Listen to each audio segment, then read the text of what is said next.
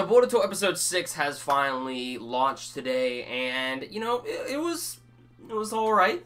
It was alright. I mean, so far, you know, basically these episodes have been very simplistic when it comes to Boruto, and I mean, that's usually how, you know, I think even Naruto started out when it came down to its beginning of the series, and since Boruto is technically starting, you know, back all the way in square one of the Naruto-verse, you know, just with a different generation, you know, we're obviously going to see, you know, more slower-paced episodes like this, like I have stated before, and we're going to get more simpler episodes, and, you know, really all that was shown within this episode of Boruto was just the fact that Boruto, Shikadai, and Mitsuki team up in order to take down Shino, and predictably, Shino loses the match. However, that doesn't mean that, you know, Shino is completely, you know, useless, that he can lose to, like, 3, you know, Genin, but, I mean, Shino is a Jonin at this time, so obviously he is stronger than these 3 kids,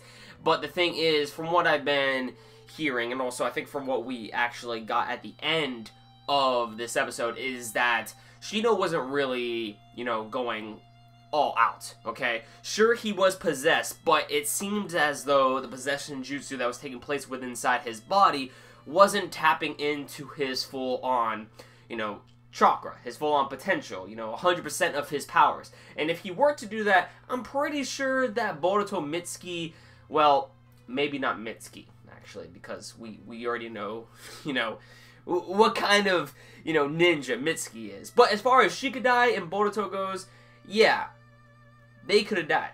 And, you know, despite the outcome of the battle on how predictable it was, I really am enjoying this, you know, sort of new perspective on the characters of, you know, the Naruto-verse, because, you know, when it came down to Mitsuki, Shikadai, and Boruto's, you know, battle strategy between one another, it was still flawed in many ways. It was very flawed in many ways, and how exactly they tackled certain situations, we got to see how, you know, it worked out for them in the long run, but also at the same time, a lot of it was flawed.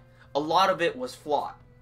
And I like how they are still inexperienced into, you know, overall battles, and how, you know, what it's going to take for them in order to survive in combat, you know, during, you know, rigorous missions later down the line, because we're still in the Ninja Academy training arc, technically. And we kind of didn't really see that much from, you know, the Ninja Academy with Boruto, or with Naruto in part 1, excuse me, because we saw a little bit of the training arc, I guess you could say, then we went into the Zabuza, then the Chunin exam, etc., but we didn't see them full on, you know, learning the ropes on how exactly to tackle certain situations. You know, they were just automatically signed with 2 squad mates and then, you know, a sensei, and then they learned how to do certain things on missions from them. But when it comes to Boruto, on the other hand, sure, we have a sensei, but he's teaching the whole class. And many of these students are still not that very knowledgeable when it comes to the outside world, or how to, you know, survive in general. Sure, they know how to fight, but only to a certain extent, and that's what I like, because the show isn't showing them go full on, you know, Superman. You know, they're not OP, so I'm liking, you know, when it comes to their overall combat development, I like how that is slowly progressing.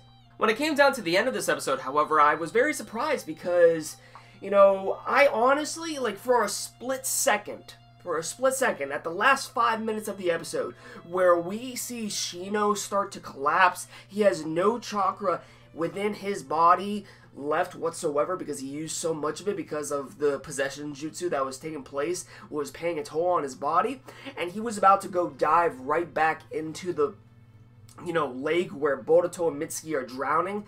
Like, I was like, no, hold on, Kishimoto, or, you know, the creators who are working on Boruto, excuse me. You know, before I finish my sentence, the thing is, I've been hearing so many things regarding, you know, what Kishimoto or even the other creators of Boruto have stated, and that is that, I remember in one interview someone said that if it means to kill off the entire old cast of characters from the original series, I will do that. You know, I think that's what Kishimoto stated. I don't know how far he is willing to go into that, but when I heard that, like, these past couple days ago, and when I just saw this episode, the last 5 minutes, I was like, no, you're not telling me that you're gonna kill off Shino right here. His chakra is depleted, and now he's gonna go jump inside the lake to where Boruto and Mitsuki are drowning in, and he is going to pull them out and die in the process by drowning himself.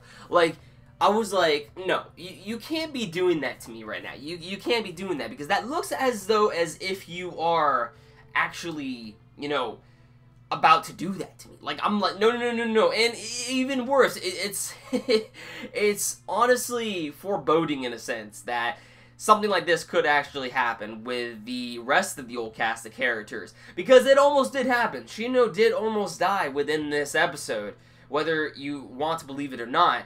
But from what I saw, I thought that was, like, if that was to be executed, I would have been very disappointed within this episode of Boruto, because if that's the statement that Kishimoto or whoever stated about this new generation of Boruto, you know, if they would have to kill off the, you know, old cast of characters just to, you know, raise the rankings of, you know, this series, I think that would be very disappointing, because you're doing it for shock value. You're not doing for impact. You know, you want to make deaths in anime impactful. You don't want to do it for shock value.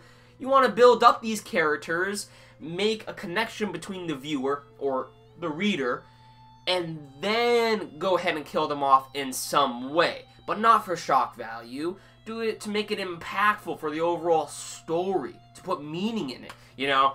And honestly, that is something that I can honestly see happening when it comes down to the later half of this series of Boruto. I mean, sure, we're only on episode 6, but later down the line, I'm pretty sure we're going to see some deaths that are not really going to be that impactful, and that are most likely just going to be for shock value. And I really hope that is not the case, because it almost happened in this episode, and I just really hope it doesn't come down to that route to where we're just going to see shock value instead of just impactful deaths, you know, because that's, if we go down that route, I'm still going to watch the series, but, ooh, that is going to irk me.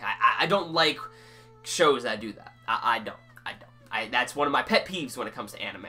But anyway, it seems like in the next episode of Boruto, this is where things are going to start progressing a little bit more faster when it comes to actually, you know, tackling down who the user of this possession jutsu is out there in the village. We don't know who exactly is using the possession jutsu to, you know, possess certain characters within the series right now, and who are mind controlling them, making them completely go batshit and crazy, you know, just like Shino. But it seems like Boruto and Shikamaru are actually going to work together with the help of Shino, since he was possessed, you know, from this episode. That, you know, it seems like they're all going to work together in order to figure out what exactly is brewing around the village, you know, at the moment.